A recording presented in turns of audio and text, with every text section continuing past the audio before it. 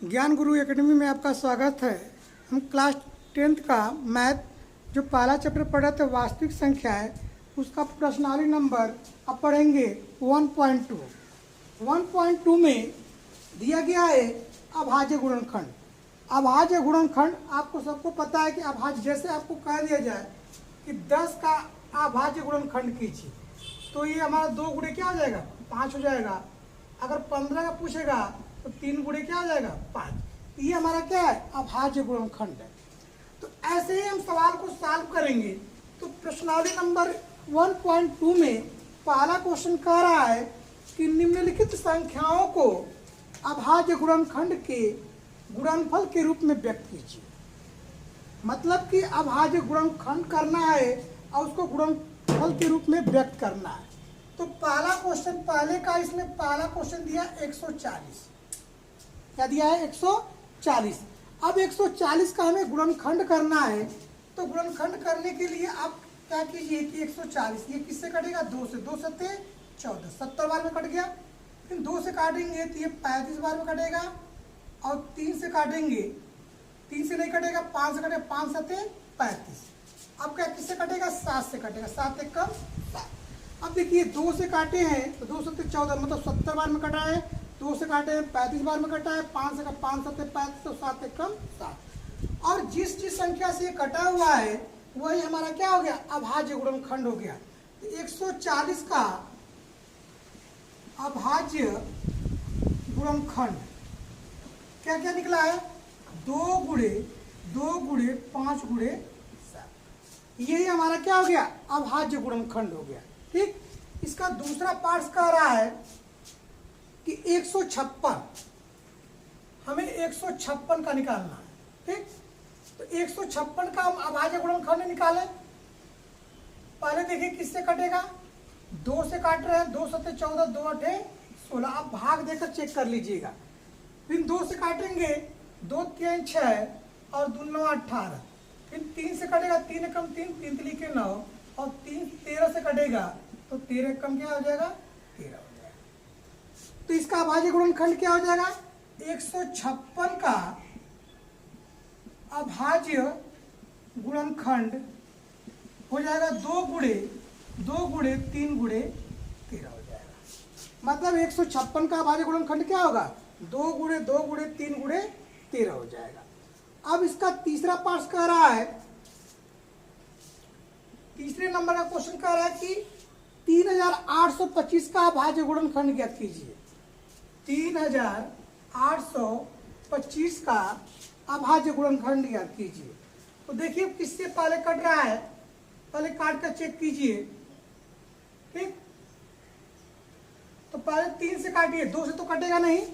3 से काटिए, 3 एकम 3, 3 दूना के 6, 3 सत्ते 21 और 3 पचे 15। 3 से आप भाग करके चेक कर लीजिएगा।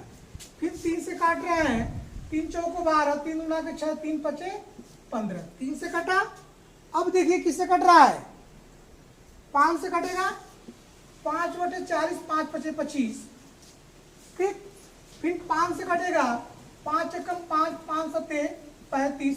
और ये 17 से कटेगा, 17 एकम 17।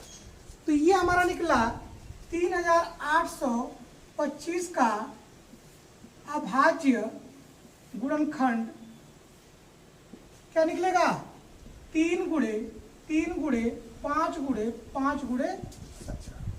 ठीक। तो ये हमारा पहला निकला 140 का 2 गुणे 5 गुणे 7। और दूसरे का क्या निकला है, 2 गुणे 3 गुणे 13। और तीसरे का क्या निकला है, 3 गुणे 5 गुणे 5 गुणे 17। यही हमारा क्या हो गया, अभाज्य गुणनखंड हो गया। ठीक है। अब हम इसका चल रहे हैं चौथा नंबर। चौथा कह रहा है कि 5005 का अभाज्य गुणनखंड निकालिए। सभी लोग कॉपी और पेन लेकर बैठ जाइए और इसको लगाइए। देखिए पहले किससे कट रहा है, 5 से कटेगा, 5 एकम 5, 0 0 5 एकम 5। ठीक। अब किससे कटेगा, देखिए 7 से कट रहा है कि नहीं, भाग देकर चेक कर लीजिए। 7 एकम 7, 3, 7 चौका 28, 2 और 7 त्रिक 21, मतलब 143 बार में कट जा रहा है। ठीक, इसके बाद अब देखिए किससे कटेगा, 11 से कटेगा, 11 कम 11, 11 3 33 और 13 से कटेगा, 13 कम 13। तो हमारा 5005 का अभाज्य गुणनखंड क्या निकलेगा, 5 गुणे 7 गुणे 11 गुणे 13। ठीक, अब हम चल रहे हैं इसका 5वां नंबर, जो पहले का 5वां दिया गया है, क्या दिया गया है, 7429 का अभाज्य गुणनखंड निकालिए। 5वां नंबर का रहा 7429 का अभाज्य गुणनखंड निकालिए। तो पहले देखिए किससे कट रहा है, पहले देखिए किससे कट रहा है, पहले 17 से काटा जाए, तो 17 से डिवाइड कीजिए, 17 चौको 68, 8 से 14 और 17 तिया 51,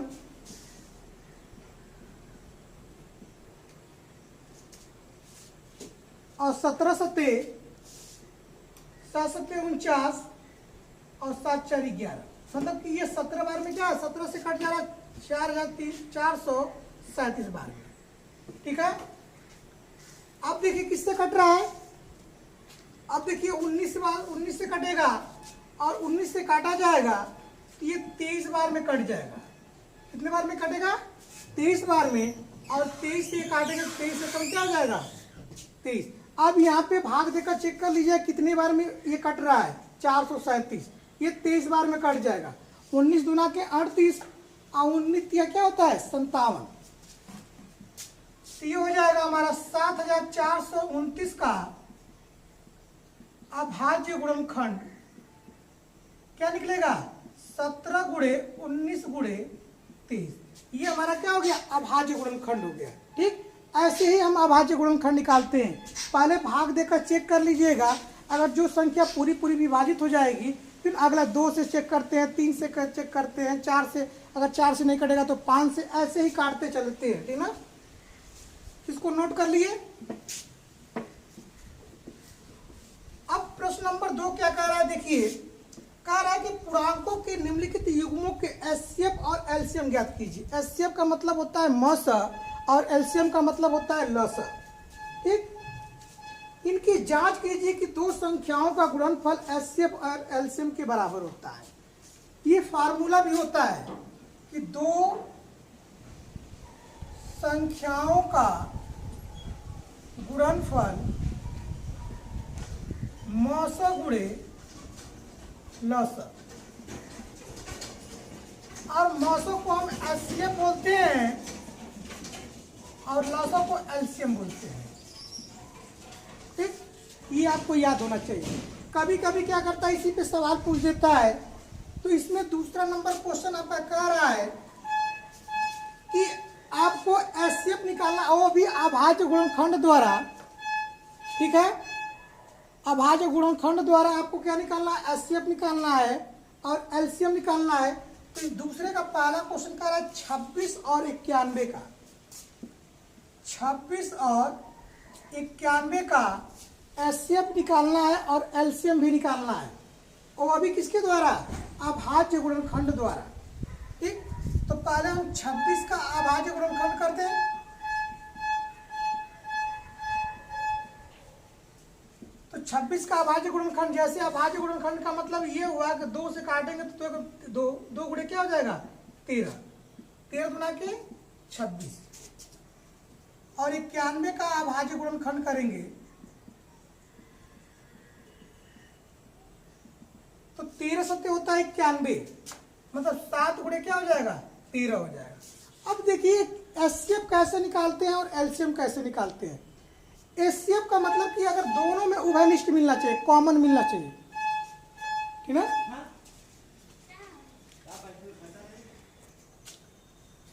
अब ये 26 का 91 का अभाज्य गुणनखंड तो हो गया। अब एचसीएफ निकालना है, किसका, एचसीएफ निकालना है हमको 26 और 91 का एचसीएफ निकाल। एचसीएफ का मतलब क्या होता है, देखिए कि दोनों में कॉमन मिलना चाहिए, दोनों में कॉमन। देखिए इसमें भी 13 है और इसमें भी क्या है, 13। तो ये इसका क्या हो जाएगा, एचसीएफ हो जाएगा। ठीक, अब एलसीएम की बात आ रही है। एलसीएम 26 और 91 का हम एलसीएम निकालेंगे। एलसीएम क्या होता है कि एलसीएम में जो कॉमन मिलता है उसको एक बार लिखते हैं, और जो कॉमन नहीं मिलता है उसको भी लोड कर लेते हैं। जैसे इसमें 2 है, इसमें 2 नहीं है तो 2 लिख दिए। 7 है, 7 भी नहीं, इसमें 7 भी लिख लिए। और 13 दोनों में उभयनिष्ठ है तो एक ही बार लिख दिए। ठीक, अब क्या करेंगे, इसका गुणा करेंगे। 2 सत्ते 14। ठीक, और 14 में क्या करेंगे, 13 का गुणा कर देंगे। 13 का क्या करेंगे, गुणा करेंगे, तो ये आएगा आपका 182। क्या आएगा, 182। मतलब कि एचसीएफ हमारा कितना निकला, 13 निकला, और एलसीएम निकला 182। हमारा पूछ रहा था एचसीएफ भी ज्ञात कीजिए और एलसीएम भी ज्ञात कीजिए। लास्ट में कह रहा है कि जांच भी कीजिए। जांच कीजिए क्या एलसीएम जो हमारा दो संख्याओं का गुणनफल है, क्या एचसीएफ और एलसीएम के गुणनफल के बराबर है कि नहीं। तो हम जांच करेंगे। जांच में हमारा सूत्र है कि दो संख्याओं का गुणनफल बराबर एचसीएफ गुणे एलसीएम। ठीक, तो हमारा एचसीएफ देखिए, दो संख्या क्या क्या दिया था, 26 और 91। तो ये 26 गुणे क्या हो जाएगा, 91। और एचसीएफ कितना निकला है, 13, और एलसीएम कितना निकला, 182। अब क्या कीजिए, इन दोनों का मल्टीप्लाई कीजिए और इन दोनों का मल्टीप्लाई कीजिए, क्या किसके बराबर आ रहा है, क्या दोनों बराबर है कि नहीं। 26 का 91 में गुणा करेंगे तो 2366 आएगा, और इसका भी गुणा करेंगे तो 2366 आ जाएगा। इसका मतलब कि दोनों क्या हो गया, इक्वल है। इसका मतलब कि मेरा एचसीएफ भी सही है और एलसीएम भी सही है। ये हमारा आंसर हो जाएगा। ठीक है,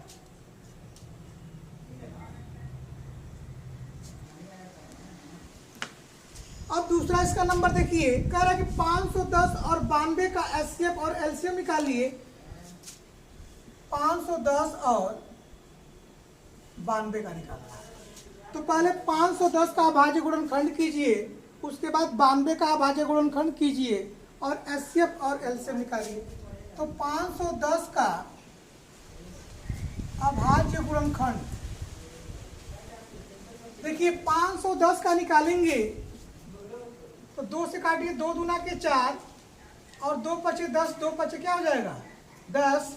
अब किससे कटेगा, 3 से 3 बटे 24, 3 पचे 15, और 5 से कटेगा 5 एकम 5, 5 9 45, और ये 19 से कटेगा। तो ये हमारा निकलेगा 2 गुणे 3 गुणे 5 गुणे 19। ठीक, इसका अभाज्य गुणनखंड हो गया 17। 5 गुणे क्या होगा 17। चेक कर लीजिए, 510 का 2 से कटेगा, 2 दूना के 4, 2 पचे 10, 2 पचे 10, 3 से काटेगा, 3 पचे 15, 3 बटे 24, 3 पचे 15, फिर 5 से 5 एकम 5, 5 सत्ते 35, मतलब 17 बार में कटेगा। इसका अभाज्य गुणनखंड क्या होगा, 2 गुणे 3 गुणे 5 गुणे 17। अब हम निकालेंगे 92 का। 92 का अभाज्य गुणनखंड।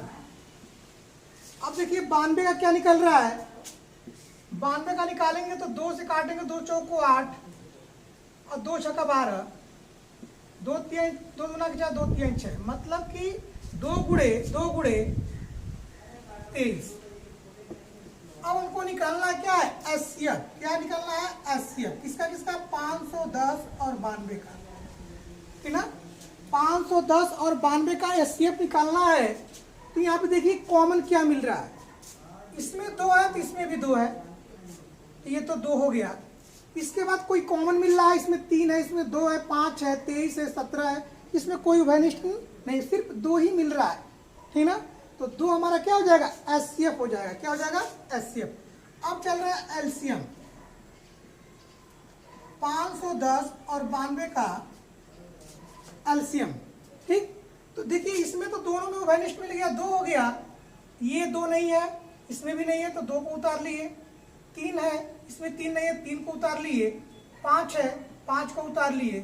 17 को उतार लिए 23, मतलब कि जितनी संख्या कॉमन नहीं मिलेगी उसको भी नोट कर लेते हैं। आप क्या कीजिए, सबका मल्टीप्लाई कीजिए, 2 दूना के 4 3 12 25 60, 60 में 17 का गुणा कीजिए और जितना आएगा उसमें 23 का गुणा कर लीजिए।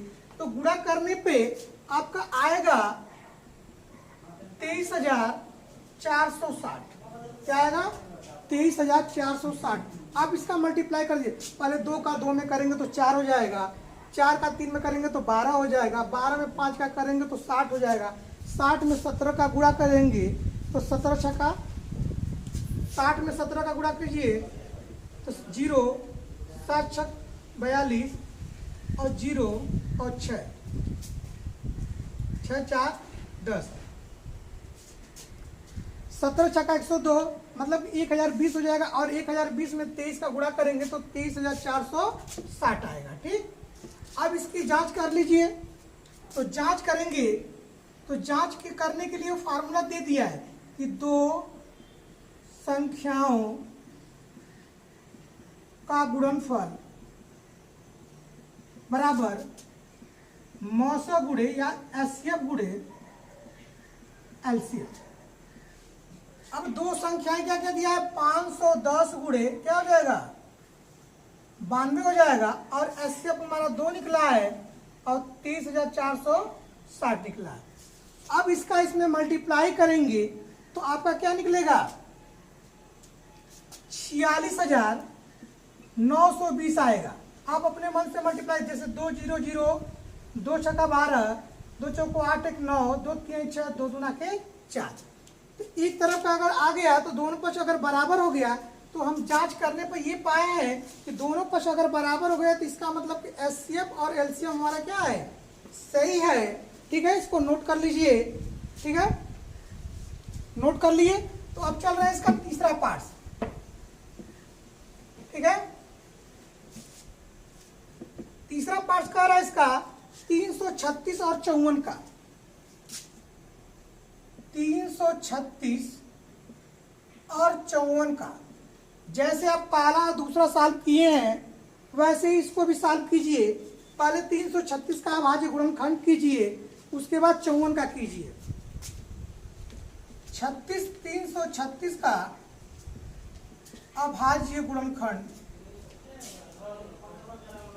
336 का करेंगे तो कितना निकलेगा 2 गुणे 2 गुणे 2 गुणे 2, 2 गुना के 4 गुना के 8 गुना के 16 और 16 तिया 48, 48 70 होता है 336। कितना होता है 336। आप ऐसा गुणनखंड करके निकाल लीजिएगा। ठीक ना। और 54 का अभाज्य गुणनखंड, अब 54 का करेंगे तो 2 तिहाई 6, 36 18, 18 तिहाई 54। ठीक, जैसे हम आपको बताया कि अभाज्य गुणनखंड कैसे किया जाता है वैसे ही इसको भी कर लीजिएगा। ठीक ना। अब हम निकालेंगे एचसीएफ। एचसीएफ निकालेंगे 336 और 54 का। अब देखिए दोनों में क्या कॉमन मिल रहा है, इसमें 2 मिल रहा है और एक 3 मिल रहा है और बाकी नहीं मिल रहा है। तो 2 गुणे क्या हो जाएगा 3, इसका मतलब कि एचसीएफ कितना हो जाएगा 6 हो जाएगा। कितना हो जाएगा 6। अब एलसीएम कितना हो जाएगा 336 और 54 का एलसीएम। देखिए ये दोनों उभयनिष्ठ मिल रहा है तो 2 गुणे 3 तो हो गया और बाकी क्या बचा, ये 3 2 मिला और ये हमारा मिला 2। ये हो जाएगा हमारा 2 गुणे 2 गुणे 2 और 3 मिल रहा है तो 3 गुणे 3 गुणे 3 गुणे क्या हो जाएगा 7 हो जाएगा। ठीक, 2 दूना के 4 दूना के 8 दूना के 16। जैसे आप गुणा करते रहेंगे तो गुणा करने पे क्या मिलेगा 3024 मिलेगा। आप इसका मल्टीप्लाई करके चेक कर लीजिएगा। 2 दूना के 4 दूना के 8 दूना के 16, 16 में 3 का 16 3 48, फिर 48 में 3 का गुणा करेंगे 3 8 24, 3 चौको 12 2 14, फिर 3 का गुणा करेंगे 3 चौको 12 3 चौको 12 13 और 3 1 4, फिर 3 का गुणा करेंगे 3 दूना के 6, 3 3 के 9, 3 चौको 12 और 7, तो 7 का गुणा करेंगे 7 6 42। ऐसे ही गुणा करके चेक करेंगे तो आएगा वो 3000 आपका 24 आ जाएगा। ठीक, अब ये हमारा 3024 निकल गया। अब हमको इसका जांच करना है क्या सही है, तो जांच कीजिए। तो जांच करेंगे तो दो संख्याओं का गुणनफल बराबर HCF गुणे LCM। तो दो संख्या हमारी क्या है 336 गुणे 54 और HCF हमारा 6 है और LCM क्या है 3024 है। ठीक, अब इन दोनों का मल्टीप्लाई करने पर आप मल्टीप्लाई कर लीजिएगा। मल्टीप्लाई करने पर कितना आएगा 18,144 और ये भी आ जाएगा 18,144। ठीक है, अब यहाँ पे दोनों पक्ष क्या हो गया बराबर हो गया, तो इसका मतलब कि HCF हमारा 6 हो जाएगा और LCM कितना होगा 3024 हो जाएगा। ये हमारा क्या है आंसर हो जाएगा। ठीक है, इसको नोट कर लीजिए।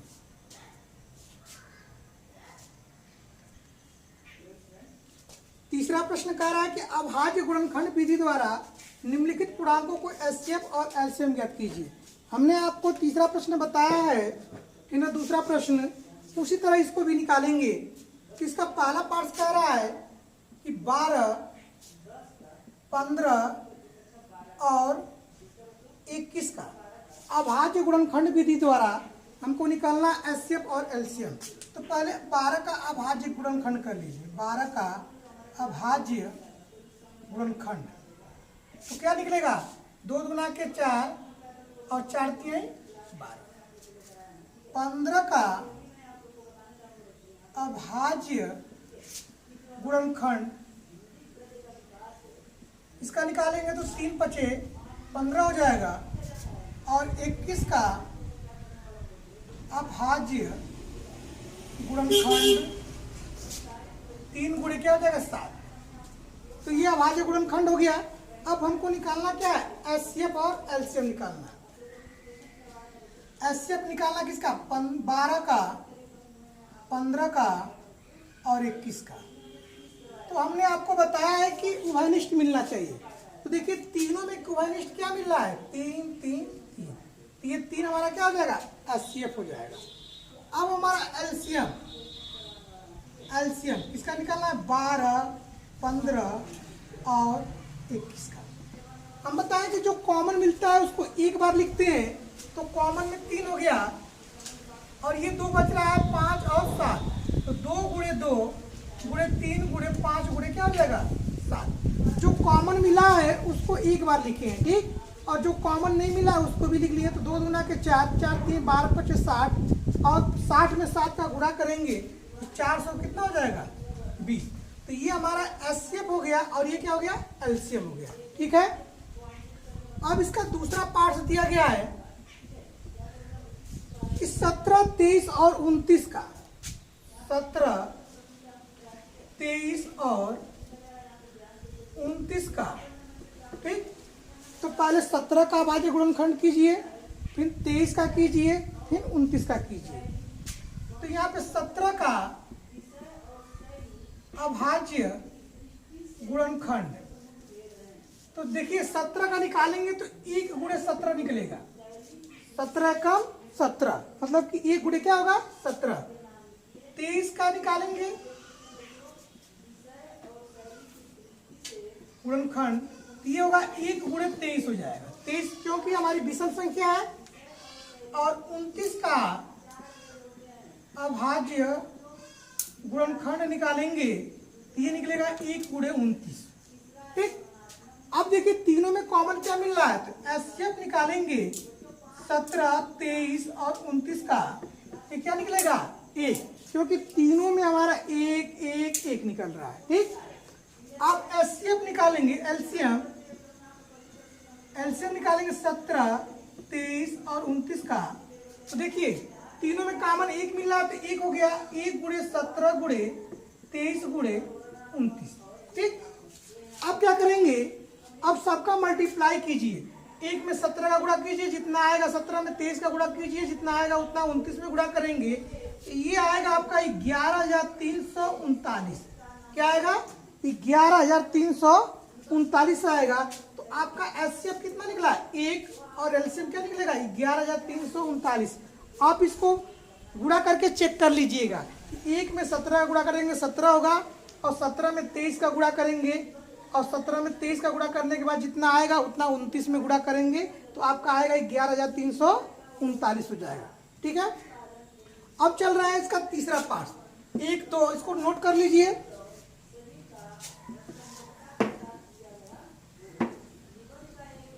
अब इसका तीसरा पार्ट कह रहा है 8, 9 और 25।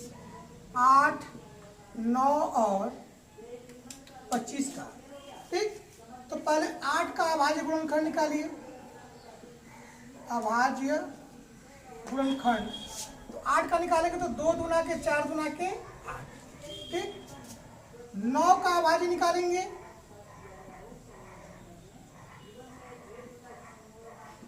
तो 9 का हो जाएगा 3 गुणे 3, और 25 का निकालेंगे।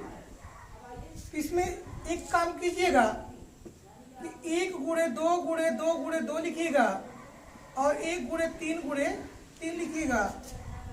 अभाज्य 1 गुणे 5 गुणे 5। ठीक, अब यह सीएफ की बात आ रहा है। 8, 9 और 25 का एचसीएफ निकालेंगे तो देखिए इसमें कॉमन क्या मिल रहा है, 1 मिल रहा है, सब में 1 हो गया।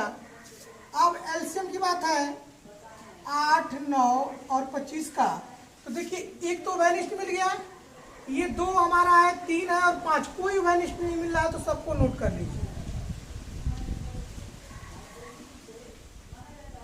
ठीक, इसको नोट कर लीजिए। अब इसका गुणा करिए, 2 दूना के 4 दूना के 8, 8 तरीके 24, 24 में 3 का गुणा कीजिए, 3 चौको 12, 3 दूना के 6, 6 1 7, 24 3 72, और 72 में 25 का गुणा, 5 5 25, इसका मल्टीप्लाई करेंगे तो आपका आएगा 1800। कितना आएगा 1800 आएगा। कितना आएगा 1800।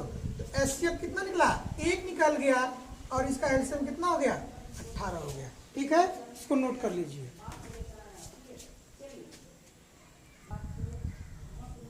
आपका चौथा क्वेश्चन कह रहा है कि एचसीएफ दिया है, एचसीएफ चौथा नंबर क्वेश्चन दिया है।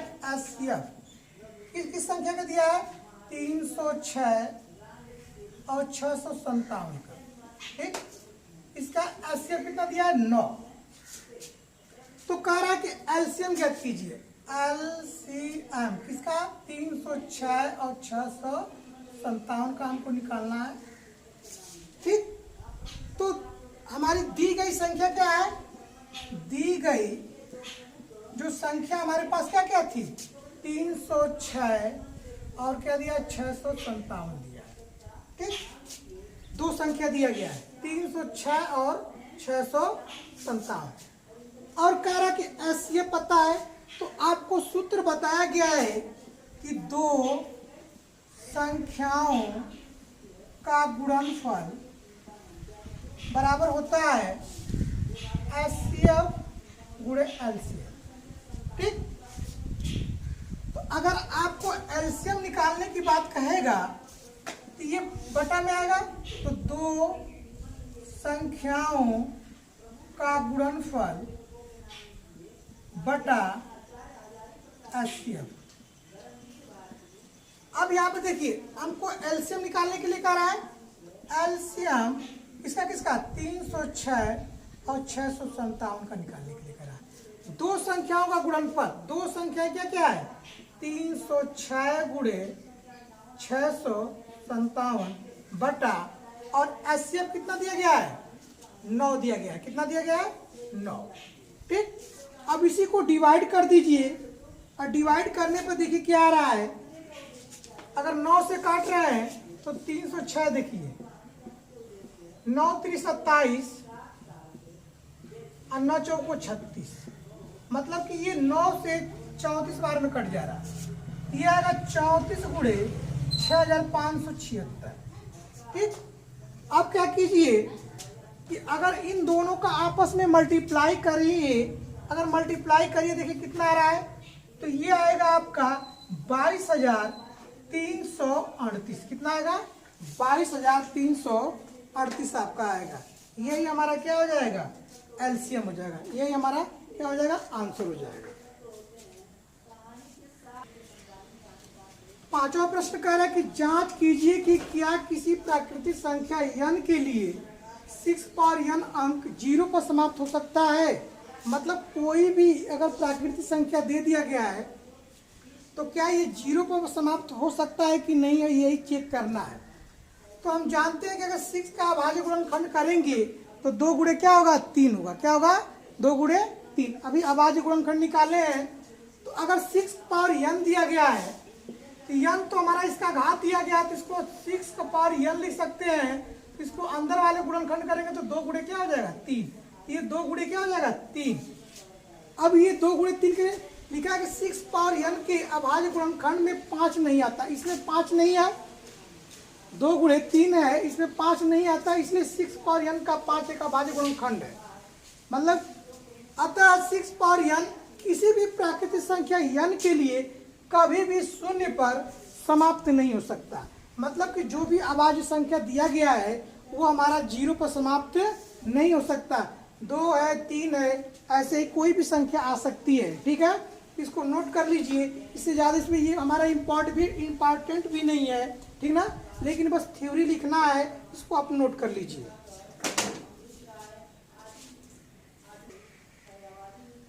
सातवां प्रश्न कह रहा है कि व्याख्या कीजिए कि 7 गुणे 11 गुणे 13 प्लस 13 और 7 गुणे 6 गुणे 5 गुणे 4 गुणे 3 गुणे 2 गुणे 1 प्लस 5 भाज्य संख्याएं क्यों है।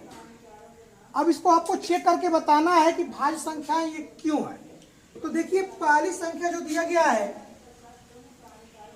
पहली संख्या हमारी क्या क्या दिया गया है, 7 गुणे 11 गुणे 13 प्लस 13। ठीक, तो अब इसमें देखिए क्या कॉमन मिल रहा है, 13 कॉमन मिल रहा है। ये बचेगा 7 गुणे 11 और प्लस 1 हो जाएगा। 11 से 77 और 1 जोड़ेंगे तो क्या हो जाएगा, 78 हो जाएगा। ठीक, क्योंकि यहाँ पर 13 एक गुणनखंड है, मतलब 13 क्या है, गुणनखंड है, जो हमारा 78, 13 छाक है 78। तो लिखेंगे क्योंकि यहाँ 13 एक गुणनखंड है, इसलिए दी गई संख्या 13 से क्या है, भाज्य है। क्या है, भाज्य। ये पूछ रहा है कि भाज्य संख्याएं क्यों है। तो क्यों का मतलब कि अगर 13 इसमें कॉमन, 13 से ये पूरी पूरी क्या हो जाएगी, विभाजित हो जाएगी। अब दूसरी संख्या क्या दिया गया है, दूसरी संख्या है हमारी दिया गया है, आप नोट कर लीजिए, 7 गुणे 6 गुणे 5 गुणे 4 गुणे 3 गुणे 2 गुणे 1 और प्लस 5। अब इसमें देखिए क्या कॉमन मिल रहा है, 5 मिल रहा है। 5 को कॉमन कीजिए, 7 गुणे 6 गुणे 4 गुणे 3 गुणे 2 गुणे 1 और प्लस 1 हो जाएगा।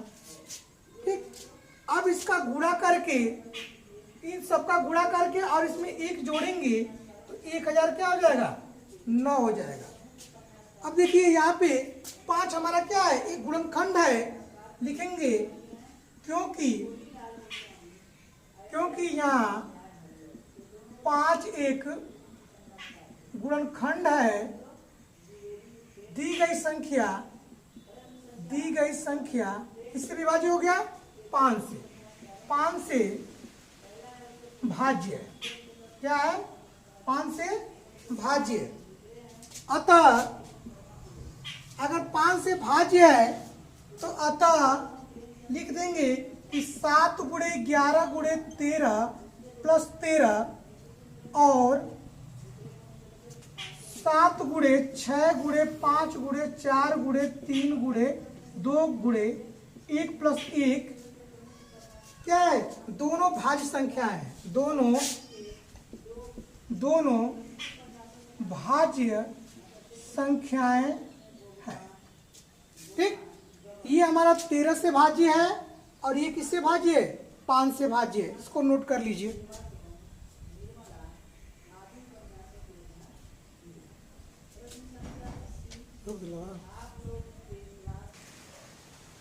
अब 8वां क्वेश्चन देखिए, कह रहा है कि किसी खेल के मैदान के चारों ओर एक वृत्ताकार पथ है।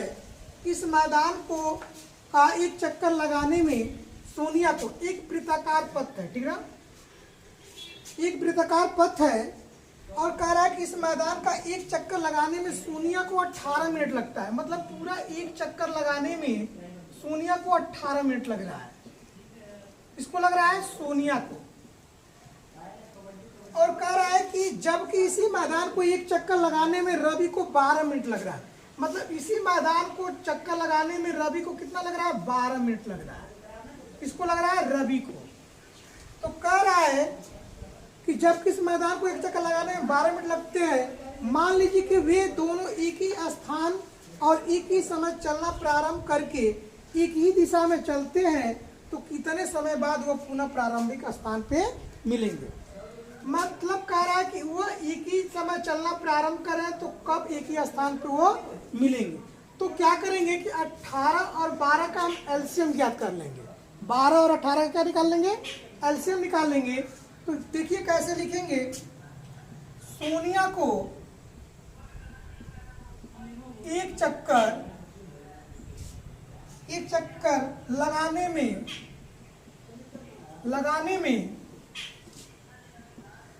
लगा समय कितना लग रहा है? 18 मिनट लग रहा है। मतलब सोनिया को एक चक्कर लगाने में लगा कितना समय? 18 मिनट। तो रवि को एक चक्कर लगाने में लगा समय ये लग रहा है 12 मिनट लग रहा है। ठीक, तो एक को लग रहा है 18 मिनट, एक को लग रहा है 12 मिनट।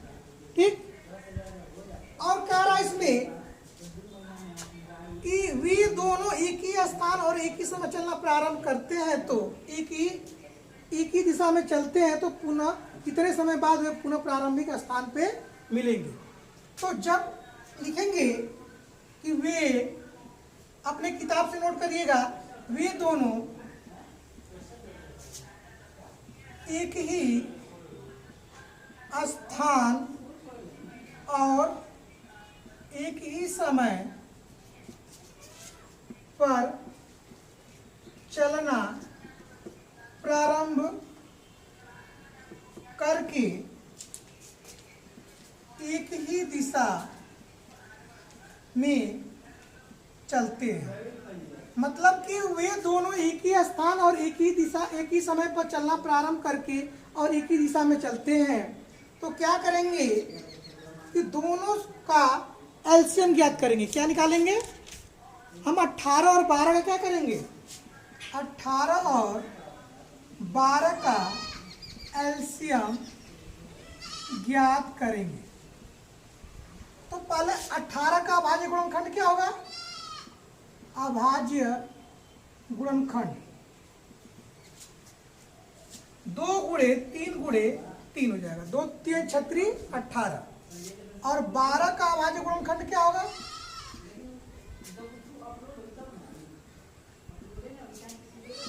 2 3 6, 2 गुना के 4 3 12। अब हमको निकालना क्या है? एलसीएम 18 और 12 का। तो देखिए कॉमन मिलेगा तो उसको एक बार लिखते हैं, 2 हो गया और 3 हो गया और 3 हो गया, 2 गुना के 4 3 12 3 36। कितना हो गया? 36 हो गया।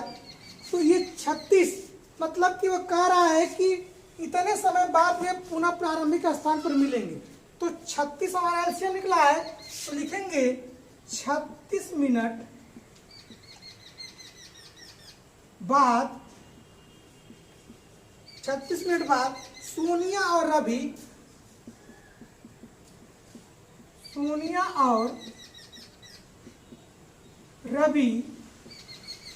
पुनः प्रारंभिक स्थान पर मिलेंगे। कितने समय बाद मिलेंगे? 36 मिनट बाद सोनिया और रवि पुनः प्रारंभिक स्थान पर मिलेंगे। एक बार और देख लीजिए, सोनिया को एक चक्कर लगाने में 18 मिनट लग रहा है रवि को एक चक्कर लगाने में 12 मिनट लग रहा है और कह रहा कि वे दोनों एक ही स्थान, मतलब कि वृत्ताकार पथ है, ठीक। तो दोनों, एक को 18 मिनट लग रहा है, एक को 12 मिनट लग रहा है, वे दोनों एक ही स्थान और एक ही समय पर चलना प्रारंभ करके एक ही दिशा में चलते हैं। मतलब कि अगर मान लो सपोज दैट अगर ये भी सोनिया भी इधर भी चल रही है और रवि भी इधर ही चल रहा है, तो 18 और 12 का अगर एलसीएम ज्ञात करेंगे तो 18 और 12 का अभाज्य गुणनखंड निकालेंगे और निकालने के बाद उसका एलसीएम निकालेंगे तो कितना निकला है, 36 निकला है। तो 36 मिनट बाद सोनिया और रवि पुनः प्रारंभिक स्थान पर मिलेंगे और इसी के साथ 1.2 जो है ये समाप्त होता है। तब तक के लिए धन्यवाद।